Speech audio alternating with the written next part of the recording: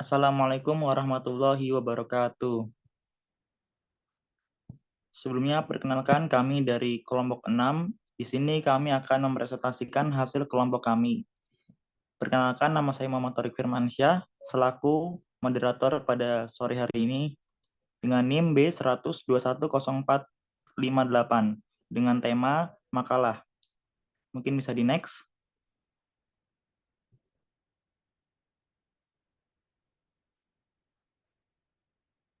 Di sini saya akan menyampaikan materi tentang definisi makalah.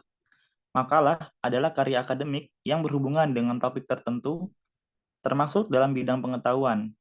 Karya ini memiliki sistem 4 bagian, yang pertama pendahuluan, yang kedua tinjauan literatur, yang ketiga diskusi, dan yang keempat kesimpulan. Selanjutnya akan dilanjutkan oleh teman saya, Saudari Aul. Kepadanya waktu dan tempat dipersilahkan.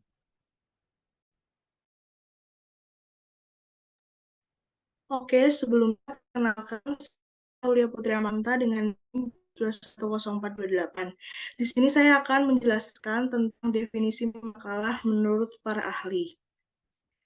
Definisi pertama yaitu menurut KBBI, makalah adalah resmi tentang suatu hal yang pokok dipakai untuk publikasi dan di persidangan serta sering disusun dan diterbitkan. Definisi keduanya yaitu makalah adalah karya tulis pelajar atau mahasiswa untuk memberikan laporan dalam rangka pelaksanaan tugas kampus maupun sekolah. Definisi kedua yaitu dari Tanjung dan Ardial. Makalah adalah karya tulis yang berisi mengenai permasalahan yang ditulis secara sistematis dan melalui pemikiran analisis yang logis dan juga objektif.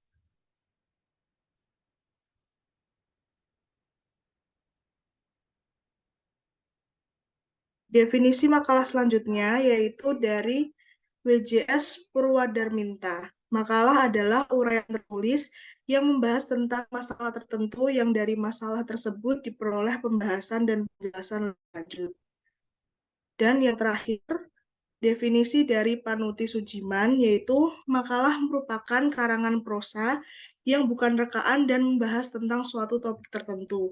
Dalam pengertian makalah, umumnya akan dipublikasikan di majalah dan juga koran atau bisa juga dalam bentuk buku antologi. Baik, waktu dan tempat saya kembalikan kepada moderator. Terima kasih kepada Saudari Aul atas penyampaian materinya. Materi yang selanjutnya, ciri-ciri khusus makalah yang akan disampaikan oleh Saudara Rehan. Waktu dan tempat dipersilahkan. Oke, sebelumnya perkenalkan nama saya Muhammad Rehan Syam, NIM B1210492. Saya akan mempresentasikan mengenai apa saja sih ciri-ciri khusus makalah. Ciri-ciri khusus makalah yang pertama memiliki bagan dan kerangka dalam penulisannya. Yang kedua didasari oleh teori-teori dan penelitian ilmiah. Yang ketiga membahas topik permasalahan tertentu. Next. Kemudian jenis-jenis makalah itu apa aja sih? Yang pertama ada makalah deduktif. Ini makalah yang digaji berdasarkan kajian teoritis yang berhubungan dengan topik permasalahan. Jadi, makalah deduktif menelaah sesuatu dari teori yang bersifat umum digunakan pada permasalahan yang dibahas atau bersifat khusus. Kedua, makalah induktif. Induktif diartikan sebagai sesuatu yang khusus ke umum. Jadi, makalah induktif adalah menggunakan data empiris yang bersifat objektif dari lapangan, kemudian dihubungkan dengan permasalahan yang dibahas. Kemudian yang terakhir, makalah campuran, yakni makalah yang dibuat berdasarkan kajian teoritisnya dan data empiris yang didapatkan dari lapangan, terdiri dari makalah ilmiah, makalah kerja, makalah kajian, makalah posisi, makalah analisis, dan makalah tanggapan. Dan tempat dan waktu saya kembalikan ke moderator. Terima kasih kepada Saudara Rehan atas penyampaian materinya. Materi yang selanjutnya akan disampaikan oleh Saudari Anggun.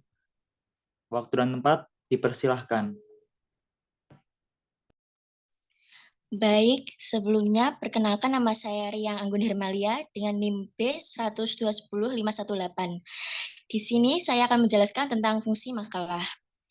Apa saja sih fungsi makalah? Yaitu yang pertama, penyampaian informasi. Yang kedua yaitu meningkatkan kredibilitas akademik. Yang ketiga yaitu untuk penelitian. Yang keempat evaluasi. Yang kelima memperluas kajian dan diskusi. Dan yang terakhir yaitu perekaman data.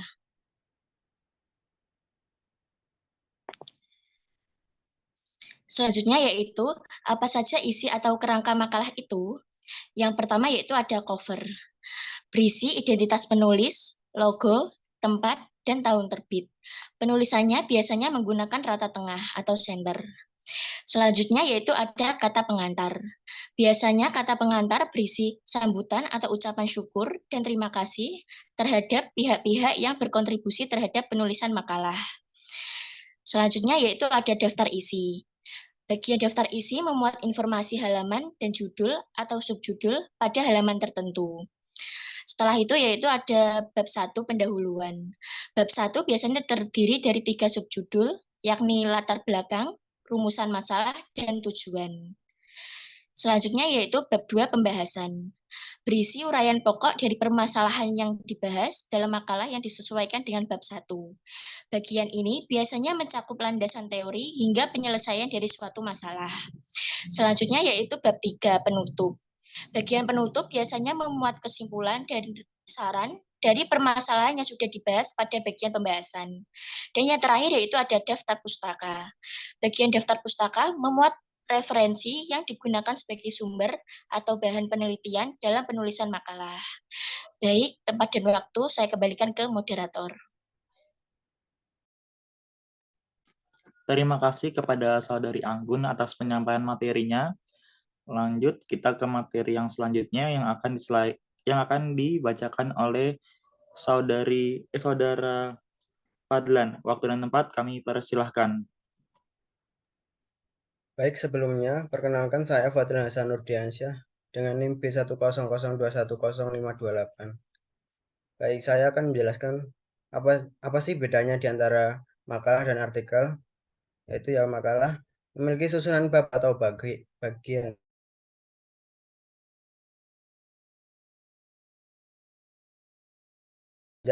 Untuk makalah karena membahas masalah, prosedur penyelesaian, pembahasan, dan kesimpulan. Untuk artikel, isinya jauh lebih singkat. Untuk makalah wajib dibuat dengan bahasa yang formal, sedangkan artikel gaya bahasanya lebih formal maupun santai. Makalah, isi atau data yang digunakan wajib mengacu pada sumber terpercaya, misal jurnal atau buku. Sedangkan artikel boleh berisikan opini penulis atau menggunakan sumber tertentu, seperti website atau berita. Untuk makalah, ada sistematika baku yang telah diatur pihak tertentu dan wajib diikuti. Sedangkan artikel tidak ada sistematika yang baku atau sahih ketika membuat artikel. Baik, selanjutnya.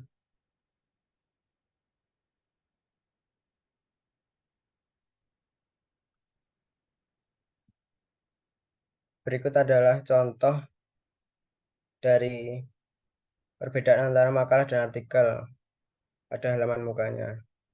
Terima kasih. Waktu dan tempat saya kembalikan ke moderator. Terima kasih kepada Saudara Fadlan atas penyampaian materinya. Mungkin itu saja dari kelompok kami. Kurang lebihnya mohon maaf. Apabila ada pertanyaan, silakan isi di kolom komentar. Saya mewakili kelompok 6 mengucapkan terima kasih. Assalamualaikum warahmatullahi wabarakatuh.